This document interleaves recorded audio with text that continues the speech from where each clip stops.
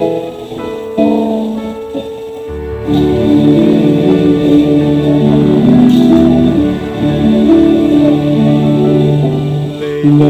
I've been looking back along this winding road to the earth around the heaven of the mercies I have known. I know it makes some people, but it's more than enough to share. There's no better way to tell you than to say God's been good in my life. I feel just beyond horizons that I don't need to find. Though I've had my share of times, I would change them if I could.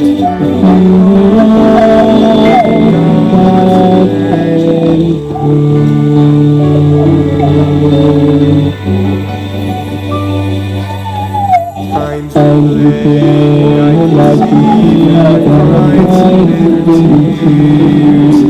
but I'll touch the ground around me as I face my greatest fears. I've had more gains than losses, and I know more joy than pain. As your grace will flow down upon me, for God's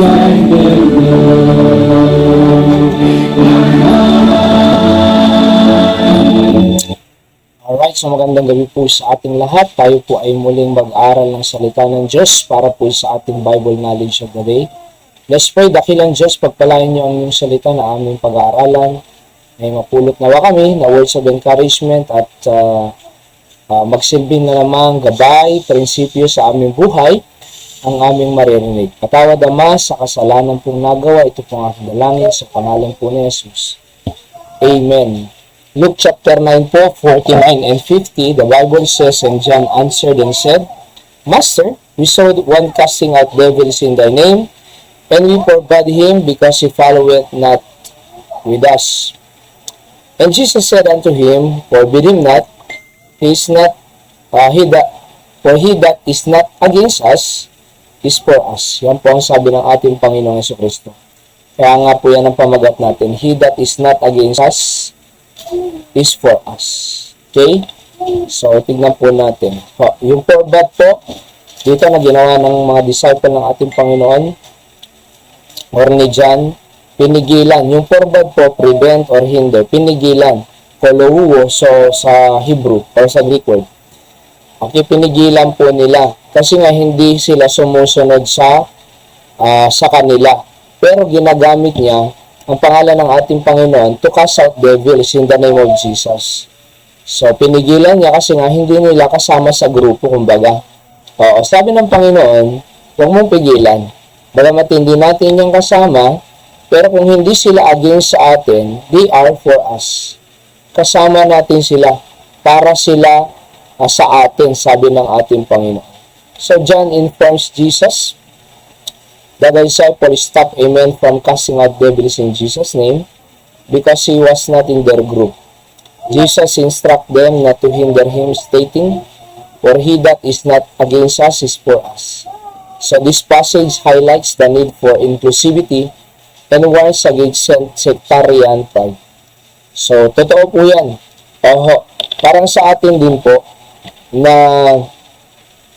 for example, yung doctrine of salvation natin, ay talagang napakahalaga po sa atin yan, na Baptist people, di ba? Yung salvation by faith na tinatawag.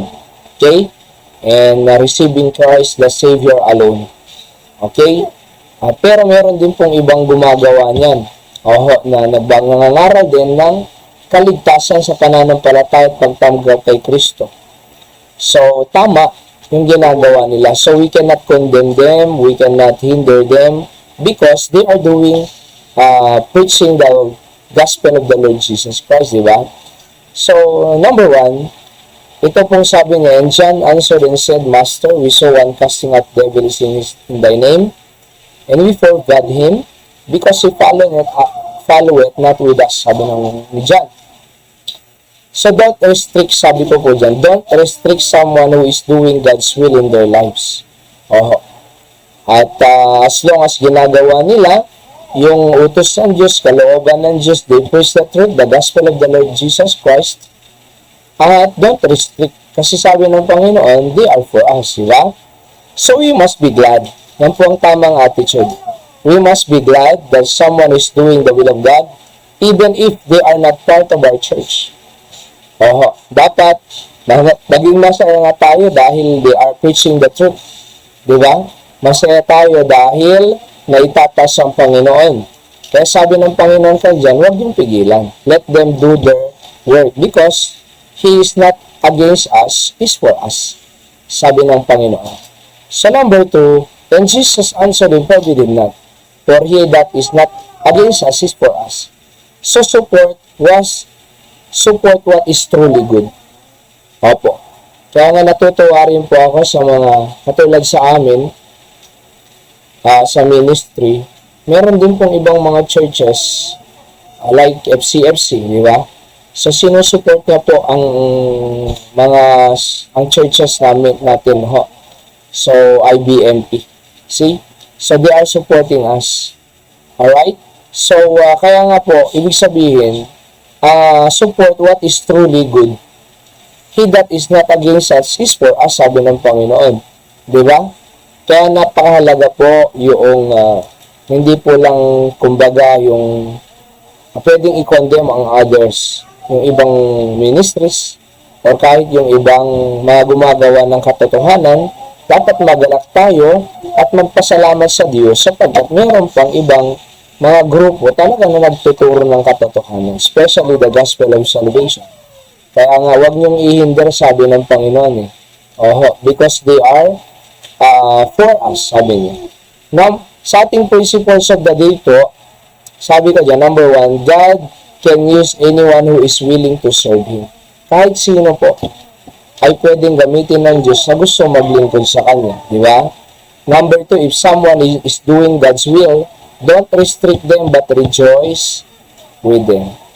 Katulad po ng mga kapatiran din natin, di ba? Maaaring backslider yan, pero nagpapatuloy sa pangangaral ng gospel kasi namimiss niya. Don't restrict them, but rejoice with them. Di ba? Kasi kahit lumayo sila, pero they are doing God's will. Nagpipreach pa rin sila ng gospel. Di ba? Naglilingkod pa rin sila sa Diyos. So rejoice. Statement number 3, don't hinder them, but help them in any ways. Sapagkat napakahalaga na maiwaras, na mai-spread ang good news ng ating pong Panginoon. Okay, so yun po ang ating pong aralin sa gabing ito. He that is not against us is for us. Short lang po ang ating pong aralin kasi 2 verses lang po yun. Tayo manalangin. Kailan Diyos, muli salamat dahil natagpuan niyo po kami at nagkaroon ng kaligtasan, buhay na walang hanggan. And we support and love them that is doing the same thing, Panginoon. And kasi gusto niyo po at do not hinder the truth, but spread the truth. Kaya Panginoon, i-bless niyo po ang lahat ng ito na patuloy maging pagpapala po kami, magtulong-tulong sa pagbahagi ng Ebanghelyo ninyo sa kaligtasan ng mga kaluluwang wala pa sa inyo. Bless po lahat ng nakikinig, sa po ng aming pamilya, na makita namin na kami po ay magalak. At magalak lahat, matuloy na magserbi, maglingkod sa inyo, kayo pong maluwalhati. Salamat po, ito po ang aking dalangin sa pangalan ni Jesus. Amen. Magandang gabi po sa lahat ng nakikinig. God bless you po at patuloy po ipag-pray ang aming pong DBBS at na graduation po nila ay Sunday, same time Mother's Day. Please pray for our needs and napatuloy na masustain ang gawain ng Panginoon dito po sa ating mission sa Sunday. God bless you po and good night po sa bawat isa. Magandang gabi sa lahat ng kinig dyan sa Abra, Pangasinan, Pampanga, Bulacan, sa Korea, sa Singapore, sa Asia, sa Amerika, and sa Candon. Okay? Sa Batak. Ang Diyos pong magpala sa inyo At see you po on the next episode of our Daily Words of Encouragement.